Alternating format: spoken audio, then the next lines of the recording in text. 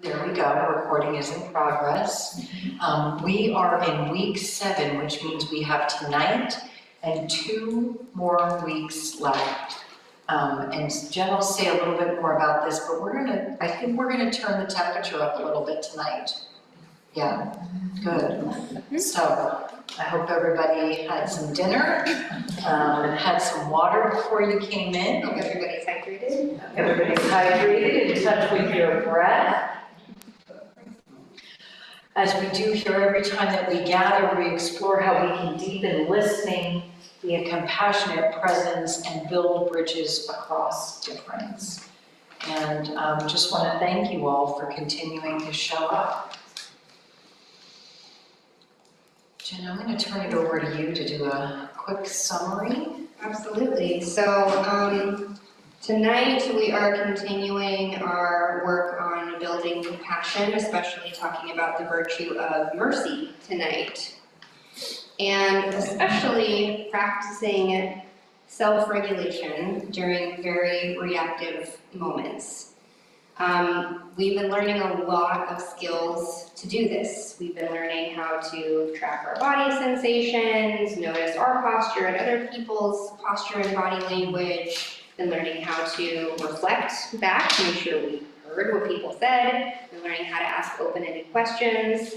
And these are really wonderful skills that are a lot easier to use in very gentle conversations, right? With people that you already know, that you go to service with, that you've been here in weeks before with, that you generally know probably have somewhat similar social and economic and political beliefs to you. But it can get a lot more difficult when the temperature rises, as Mother Stacy was saying, when something is hit. It hits a nerve and something really gets at a value you hold very strongly, or something that feels very personal to you.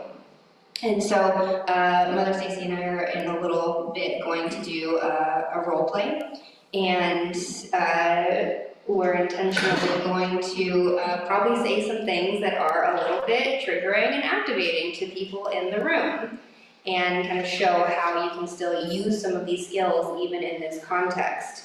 And so more than ever tonight, I really want to emphasize the importance of this being a trauma-informed space and the importance of people taking care of yourselves. So if something does feel really triggering and activating, it is okay to step out of the room and go to the bathroom or go and get a drink of water. And taking a break is totally okay. If you feel like you don't really have much that you want to say because you're still processing, it's totally okay to do that, and then come back next week with your thoughts. We're going to have an opportunity for a large group discussion on what we heard. But if it feels like it's too much to share tonight, that's totally okay. Collect your thoughts, come back, share tomorrow, or share next week, or come and talk to us privately afterwards. You know, we'll hang out for a little bit. So I just really want to emphasize that. But I hope that you're able to take in the purpose, which is how can we use these skills even in really difficult moments. I think that's my summary. Yeah, so we'll stay together tonight differently than we've done. We're going to stay together in one large group. So that way we have a chance to see one scenario modeled all together, which also takes the pressure off, maybe in a larger group. Whoever feels called to share will share, and whoever wants to stay quiet can stay quiet. So to help ground us tonight, as we have done every week, our primary skill that we're looking for tonight is practicing self-regulation during reactive moments. Our virtue connection is mercy. We have a scripture and a quote to help ground us. Our scripture tonight comes from Lamentations. The steadfast love of the Lord never ceases. His mercies never come to an end. They are new every morning. Great is your faithfulness.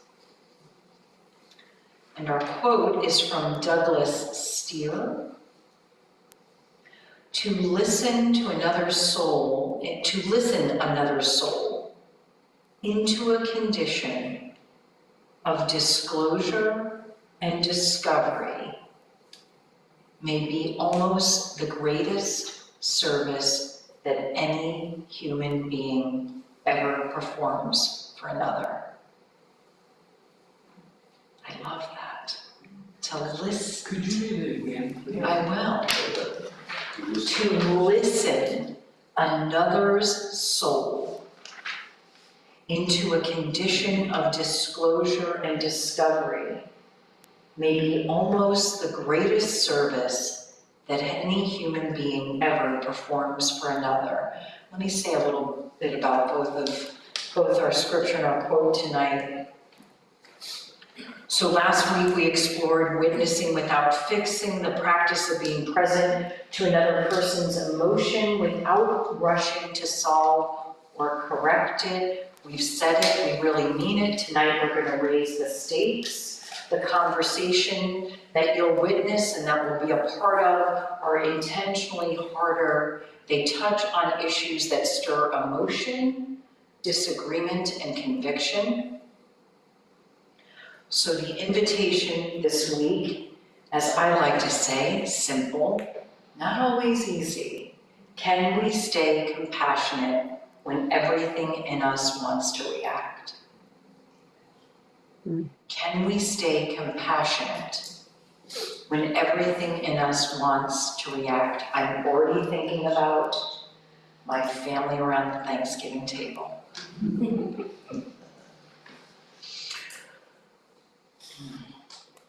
Our scripture passage from the book of Lamentations is written out of deep suffering and national despair. The people of Israel have lost everything. Their city, their temple, their sense of security. And yet in that desolation, the writer says, the steadfast love of the Lord never ceases. His mercies never come to an end. They are new every morning. Great is your faithfulness. I don't know about you, what's most striking to me is that mercy is the thing that the writer hangs on to. Not power, not victory, not certainty. God's mercy, the Hebrew word hesed, is steadfast love that does not waver even when everything else falls apart. It is love that renews itself every morning, even after conflict, even after failure, even after the hardest conversations. Mm-hmm. If this is how God meets us with new mercy every day, then mercy becomes the model for how we meet one another, especially when we want to be reactive. Mercy says, I will stay present to you even when I don't agree with you. I will hold space for your humanity even when it challenges my own. And yet, I don't know about you, but the very thing that I lose when I become reactive is the humanity of the other person sitting across from me. My Aunt Carol, she's never going to watch these videos. It's totally okay that I just said my Aunt Carol. I love her, and I feel my nervous system tighten because maybe I feel attacked or misunderstood. I find my field of vision narrows. Does any of this feel familiar? And I stop seeing that sit across from me is the only real living relative that I have left that was closely connected to my mom. I forget that because you have just said something that makes me want to go. What do I do, Jen?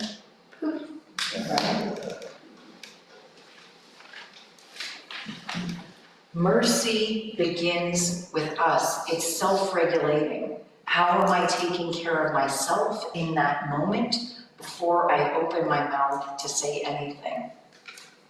It begins with remembering I don't have to meet reactivity with reactivity. I once had a mentor say to me, Stacy, you don't have to show up for every fight that you're invited to. And I was like, what?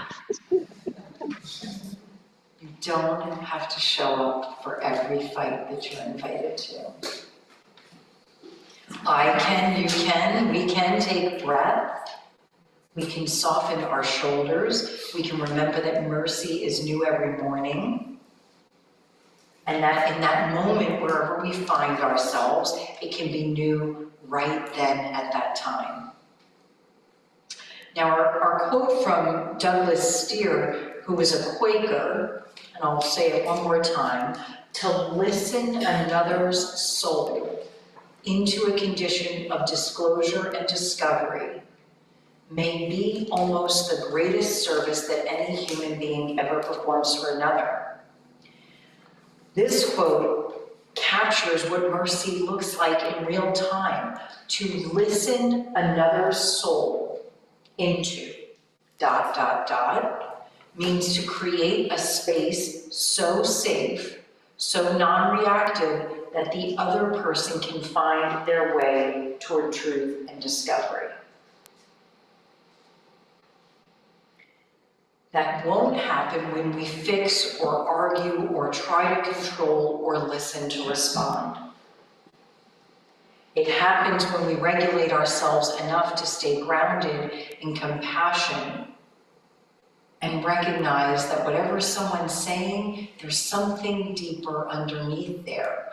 And if we can listen that person's soul into disclosure, we might be able to get to what it is. How often have you found yourself in the presence of someone who is calm, who has helped you find your footing?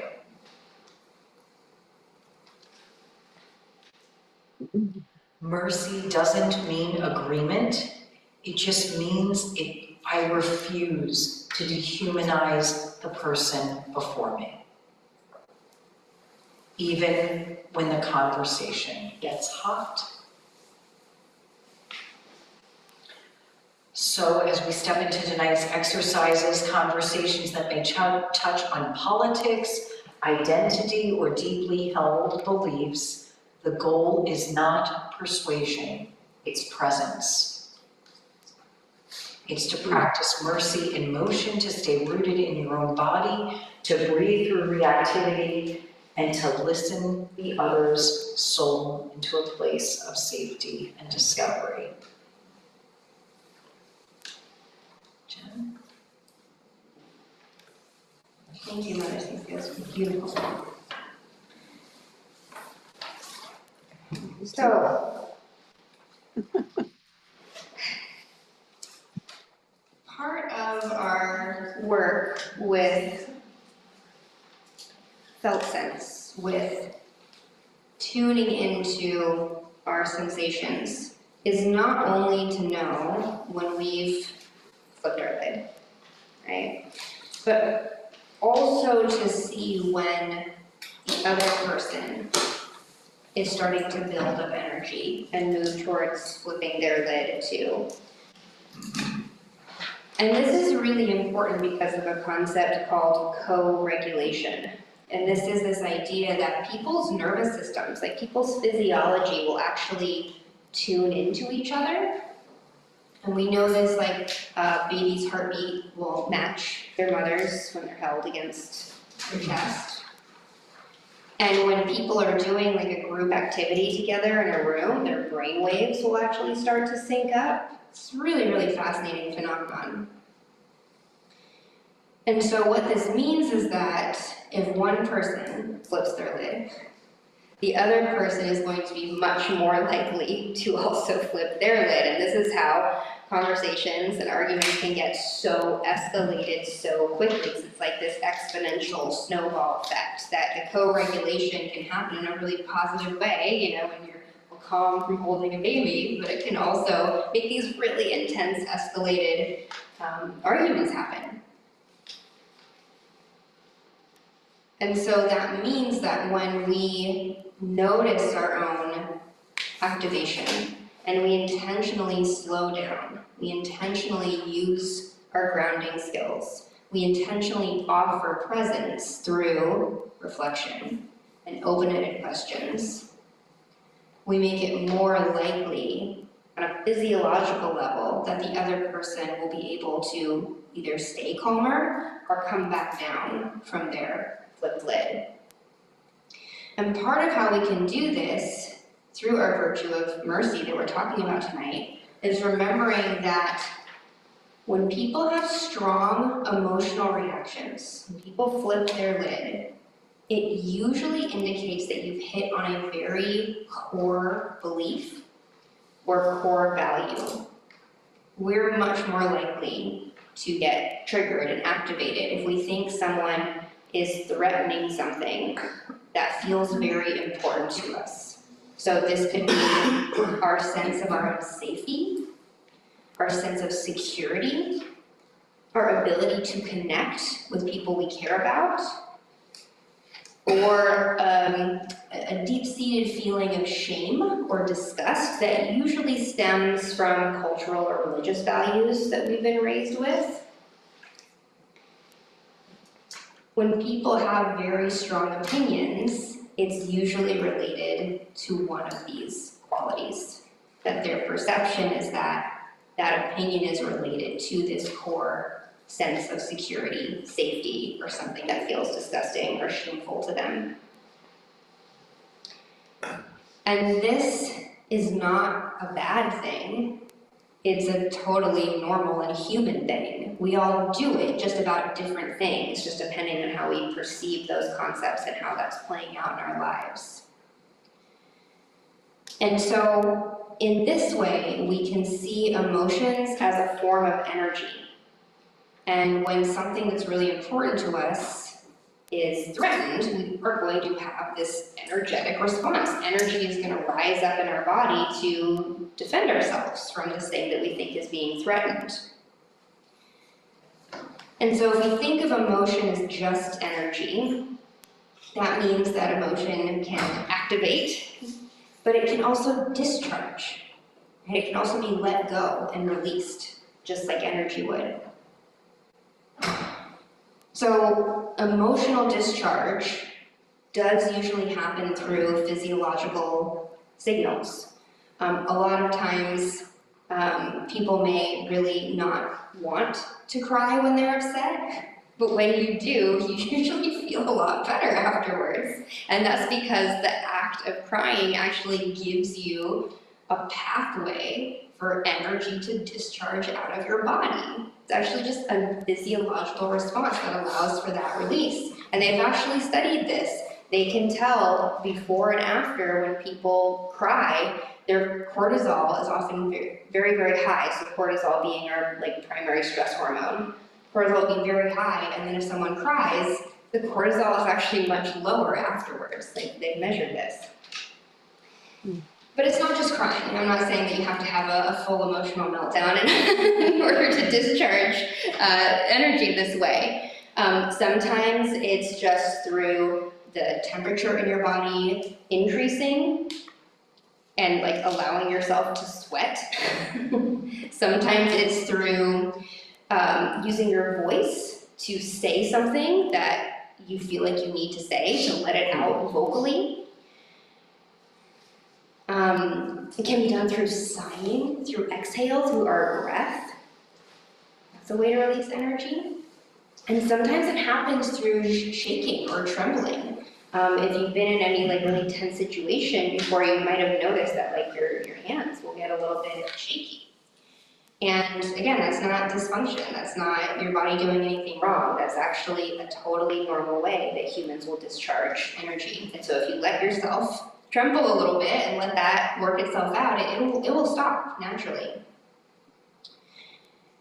But you probably are thinking all these things I've shared, those are vulnerable things to experience. Like crying, saying the thing that you really want to say, shaking.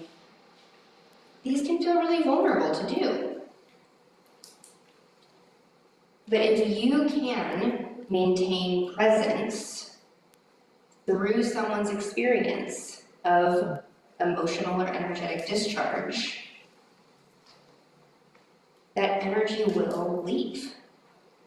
And in fact, it's really the only way that the energy can leave.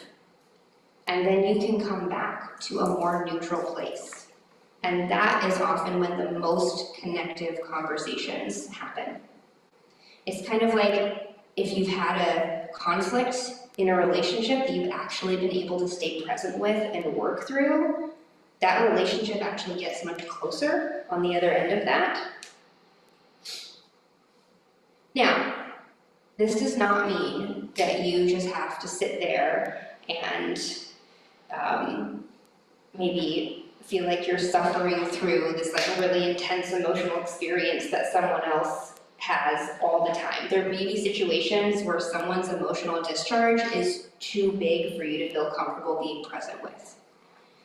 And that's something to really reflect on with yourself.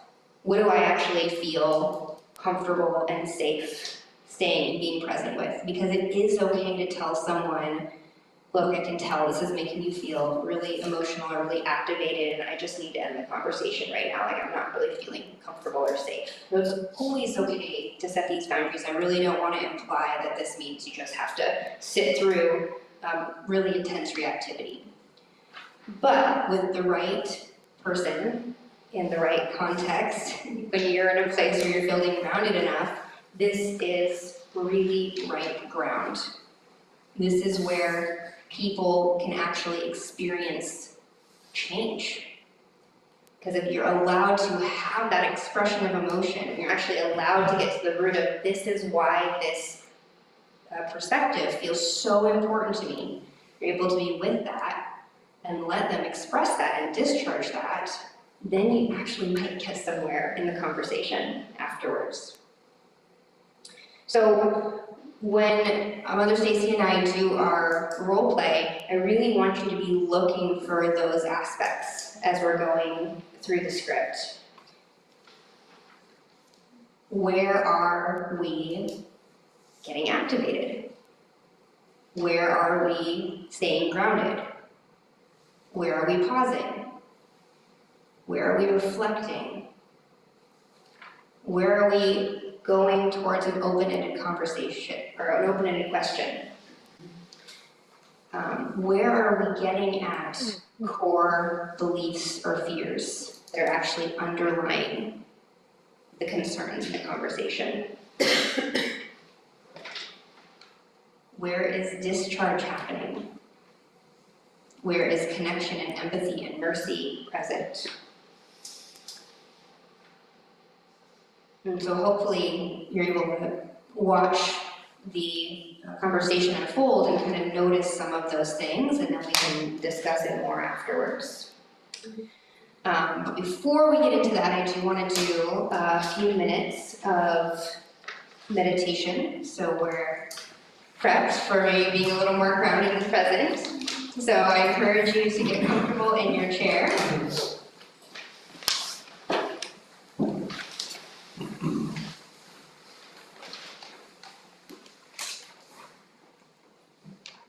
Maybe sitting up as straight as feels comfortable and planting your feet on the floor.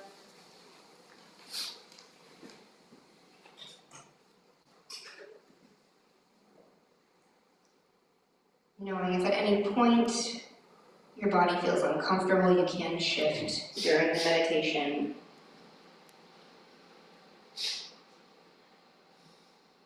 And first, just notice sensations in your body, anything that's already come up, of apprehension or curiosity.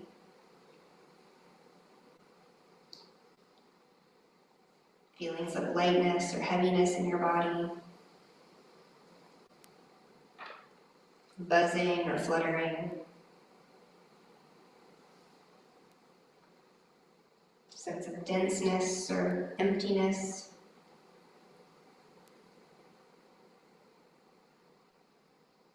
Any parts of your body that maybe feel uncomfortable or relaxed.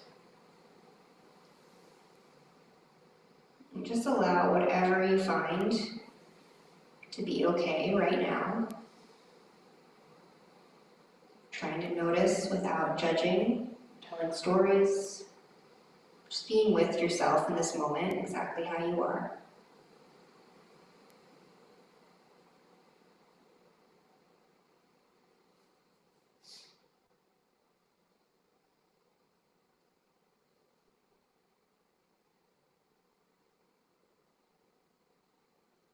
And then I want you to recall from last week that person or being, animal or baby that you feel is very easy to love.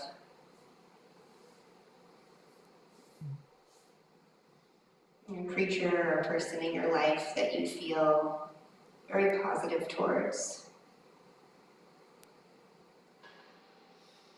And just bring that being into your mind again.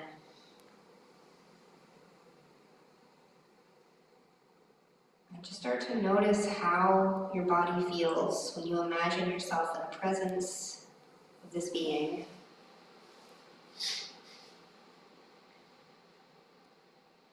If you feel any lighter or more open or warm.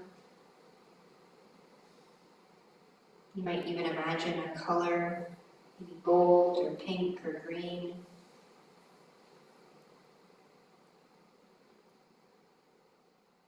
Whatever color you associate with this warmth and positivity that you feel. And just allow yourself to lean into these sensations. Allow them to grow as you imagine what it's like to be with this being.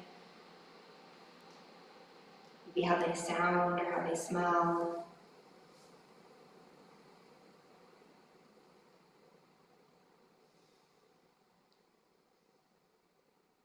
Just keep letting that feeling grow in your body.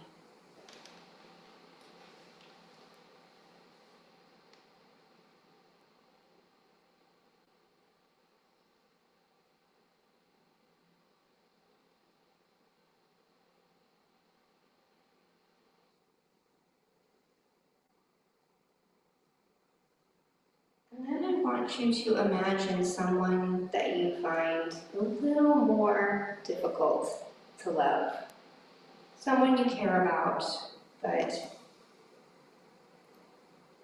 maybe have more complex feelings about. And I want you to experiment. What would it be like to take all of this warmth, positivity that you've cultivated in your body, just the sensations or the visual of the color growing in your body, what would it be like to try to send all of this energy towards that person that can be a little more difficult to love?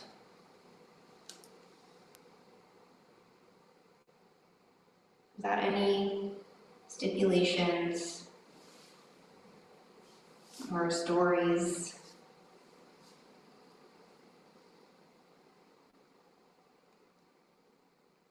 Just trying to set all that narrative aside that inevitably popped up when you considered this.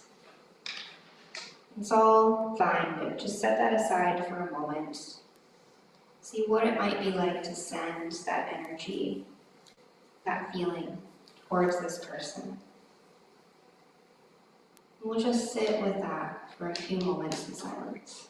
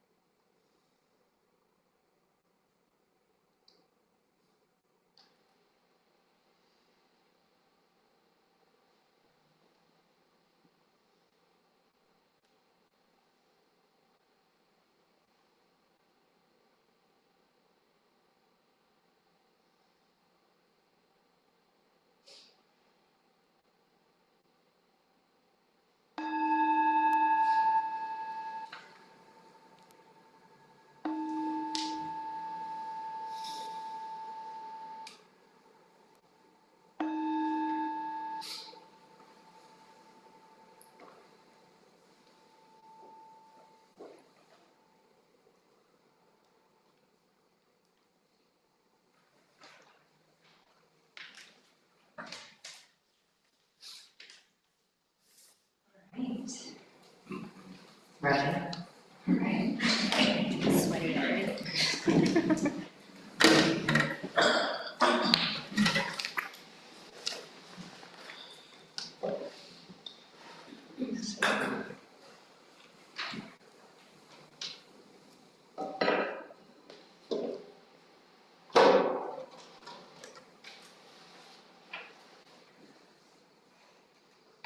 I'm A, right? You're A. Okay. Hey A, how's it going? Great.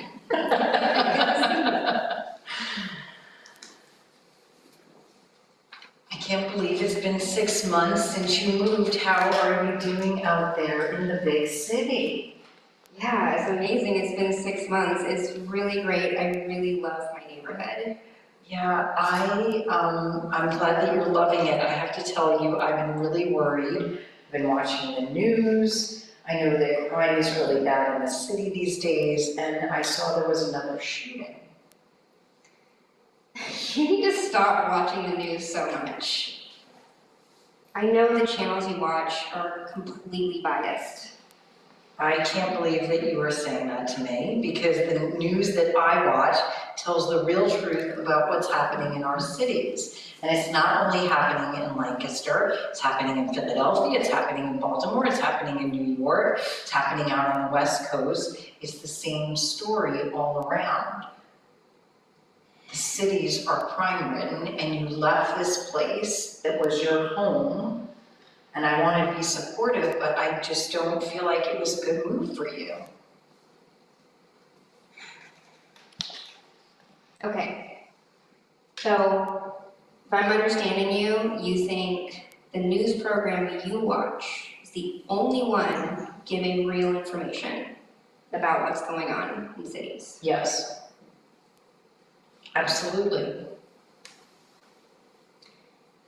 So, you think that there's no way that any of the other news programs could be giving more accurate information?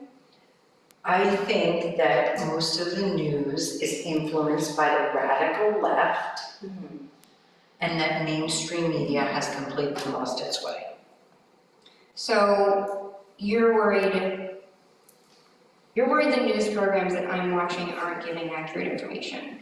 I am worried that the news programs that you are watching are like so heavily influenced by this left agenda that I don't totally understand, and obviously you know I don't support, and that it's not giving you real information about what's happening.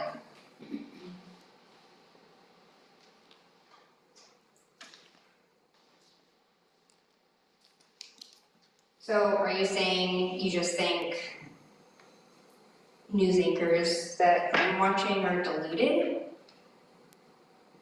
I'm saying where you get most of your information is diluted. And I'm saying that there's these people out there who are trying to prop up a story that's just not true. Okay, so what do you mean by these people?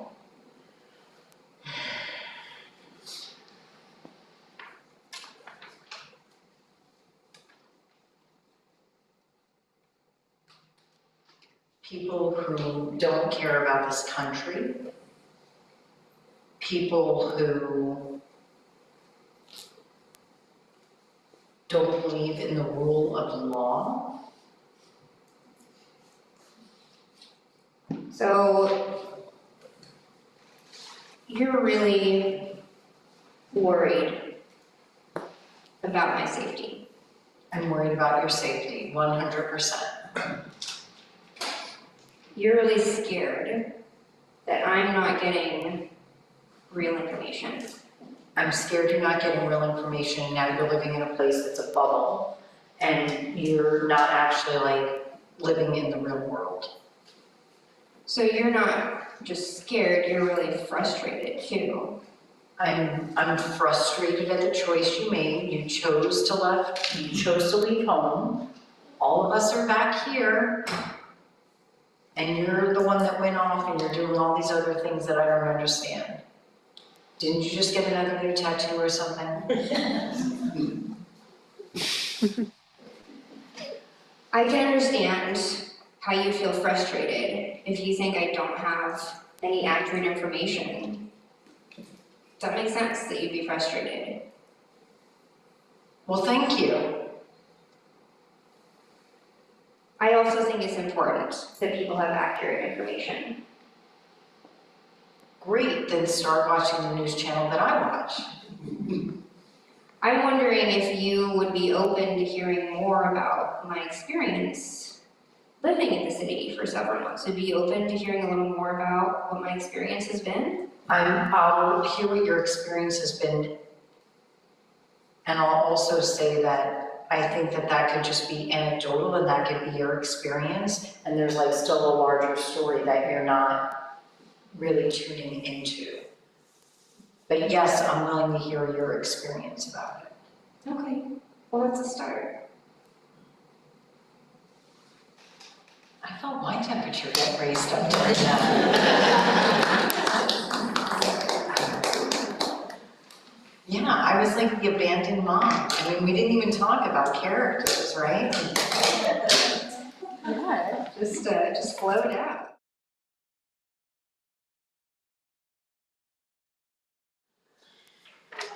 It is a pleasure to be with you all. I hope that you have a blessing on your evening and that you are kept safe and in God's loving arms until we are all together again. Until then, peace be with you, friends. Also, something a lot. Thank you.